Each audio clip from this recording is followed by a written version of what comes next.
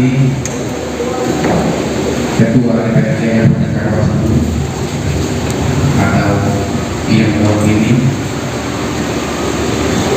yang saya hormati Ketua Badan Pembentukan Perda Kabupaten Karawang tahun 2022 Bapak Muhammad Zaini, yang saya hormati anggota DPRD Kabupaten Karawang Bapak Gunawan, yang kami hormati anggota DPRD Kabupaten Karawang Bapak Isbati, Sekretaris Dewan Kabupaten Karawang yang kami hormati, Kepala Dinas Pemuda dan Olahraga kami hormati, Kepala Dinas Pemuda, Olahraga dan Pariwisata Kabupaten Karawang yang kami hormati, Kepala Dinas Perdagangan Koperasi atau yang mewakili yang kami hormati, Kepala BPPD Kabupaten Karawang yang kami hormati, Kasat Pol PP Kabupaten Karawang yang kami hormati, Kafat Persidangan dan Perundang-undangan Sekretaris DPRD Kabupaten Karawang yang kami hormati,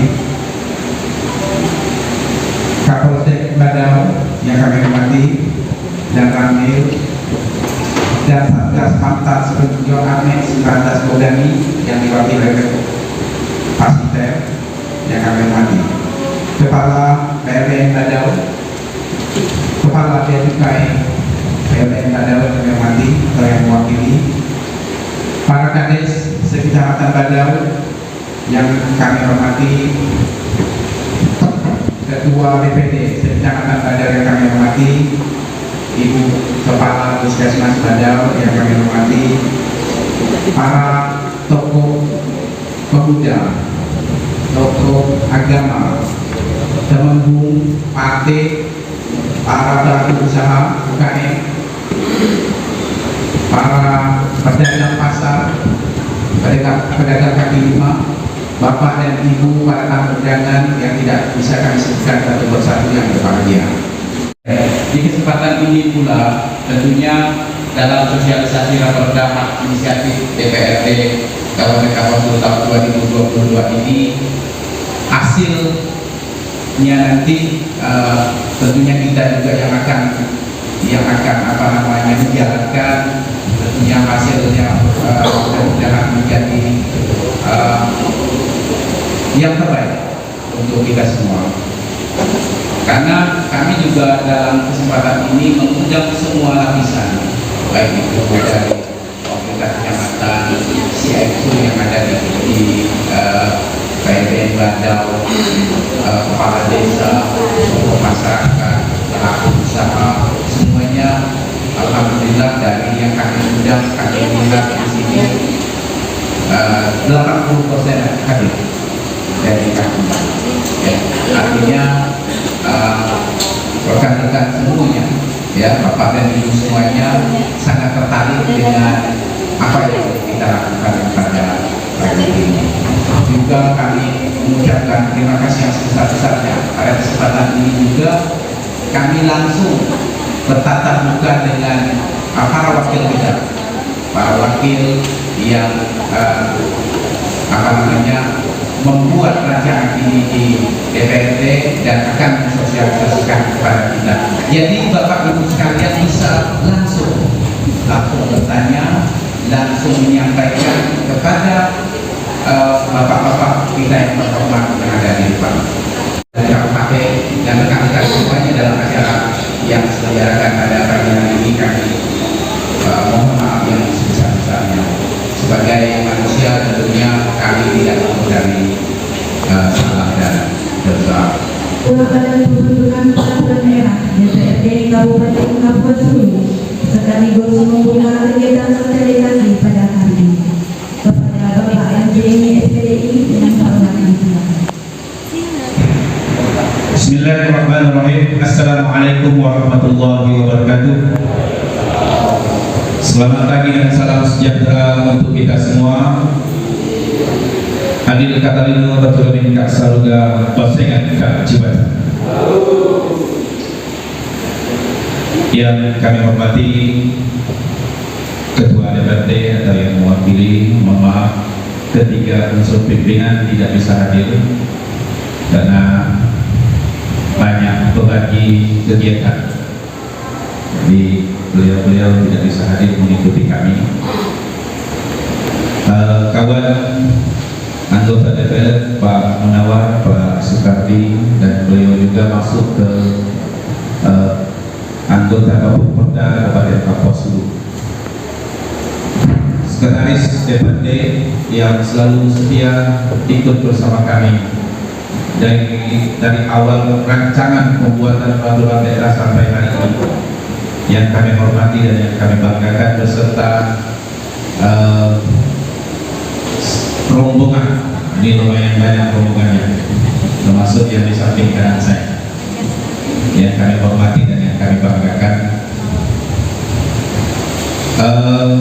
Para kepala organisasi perangkat daerah atau yang mewakili yang kami hormati di sini, ada 3 yang orangnya masih segar, insya Allah.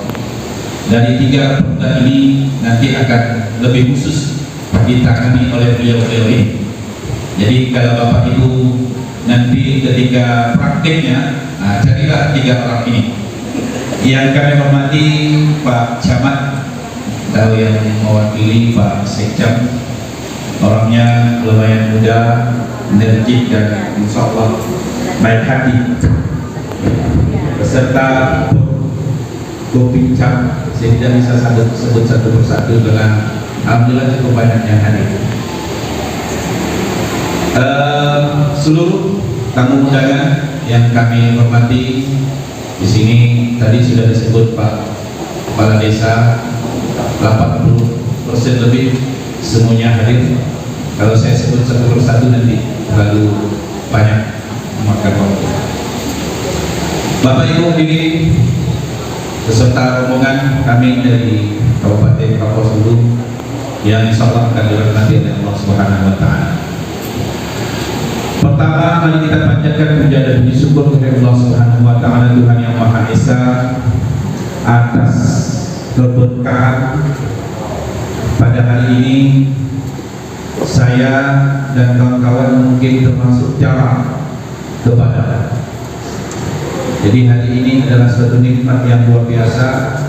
Kalaupun kepada, mungkin ke perbatasan, jalan-jalan. Hari ini hari yang spesial bagi kami.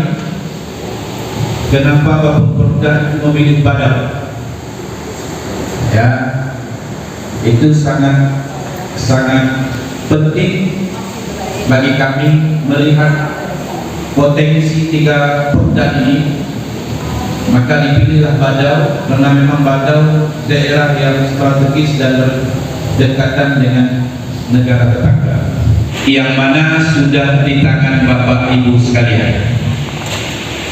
Saya mungkin tidak terlalu jauh dari konsep ini dan tidak membaca seluruhnya. Saya mohon nanti kesediaan Pak Sekretaris DPRD Kabupaten Kapuasulu untuk menjelaskan lebih detail. Saya hanya menyampaikan sedikit aja, biar sambutan ini tidak panjang dan tidak memakan waktu. Yang pertama, rancangan peraturan daerah tentang penataan dan pemberdayaan pedagang kaki lima. Karena Badau agak luar biasa pedagang kaki lima. Yang kedua, rancangan peraturan daerah tentang pengembangan dan perlindungan ekonomi kreatif, termasuk juga di pasar Padang, itu luar biasa. Yang ketiga, rancangan peraturan daerah tentang penyelenggaraan penanggulangan bencana. Jadi itu yang akan kita sampaikan ke Bapak Ibu sekalian. Mohon pada kesempatan hari ini, karena sosialisasi ini adalah langkah terakhir, ini jalan terakhir. Kita sudah melakukan koordinasi dengan pihak Biro Hukum Provinsi Kalimantan Barat, kemudian Biro Hukum Kementerian Negeri RI ke pusat juga kita sudah konsultasi masalah ini dan sudah public hearing. Seluruh dinas instansi serta organisasi-organisasi yang ada di Kabupaten Kapuasulu sudah kita undang dan perguruan tinggi. Jadi yang di tangan Bapak Ibu itu yang nyusunnya termasuk saya sebut-sebut dokter profesor. Jadi yang anggota DPR itu ya kerjanya seperti ini, mencari data dan masukan dari seluruh masyarakat. Kenapa ini penting? Karena kami tidak mau peraturan ini dibuat terasa tidak nyaman di hati Bapak Ibu sekalian selaku pelaksana, bahkan selaku objek dan subjek nantinya. Nah, setelah ini selesai maka akan dibuatlah peraturan bupati. Kegiatan sosialisasi hingga raperda hak inisiatif DPRD Kabupaten Kapuasulu secara resmi saya nyatakan dibuka. Dengan mengadopsi dan menerima masukan saran pendapat tentang raperda ini dari organisasi perangkat daerah serta organisasi kemasyarakatan yang ada, sehingga nantinya perda ini baru nanti dibahas di tingkat pertama itu di tingkat baru perda. Kenapa sampai sekarang 3 perda ini agak molor? Sebenarnya kita pertengahan tahun itu sudah selesai, karena kemarin pada waktu kita membentuk judulnya saja, ini belum masuk ke dalam materinya, baru judulnya saja kita sudah dihadapkan dengan keluarnya undang-undang cipta kerja. Jadi secara otomatis keseluruhan judul ini berubah. Otomatis ketika judulnya berubah, materinya juga berubah. Dan alhamdulillah dengan tahapan-tahapan yang ada, ini luar biasa. Baru pertama kali ini perda yang sangat luar biasa yang kita ambil inisiatif ini, yang kita laksanakan ini, perjuangannya luar biasa. Dari kami berkoordinasi ke Biro Hukum, setelah ke Biro Hukum, mental di Biro Hukum, kami lanjut ke bagian Direktorat Jenderal Otonomi Daerah. Alhamdulillah di sana kita dapat pencerahan. Kembali lagi kita ke Biro Hukum, kemudian kita laksanakan pertemuan dengan seluruh OPD. Alhamdulillah bapak-bapak kepala dinas yang di samping saya ini juga hadir bersama membahas judul dan isi muatan daripada raperda tersebut berada di Pontianak. Maka disusunlah raperda ini, kemudian ada naskah akademiknya. Kita juga ini saya ceritakan sedikit perjalanannya. Naskah akademik disusun oleh Lentera Edukasi. Lentera Edukasi ini gabungan dari 3 universitas yang diketuai oleh Rektor Universitas Pancabakti Pontianak.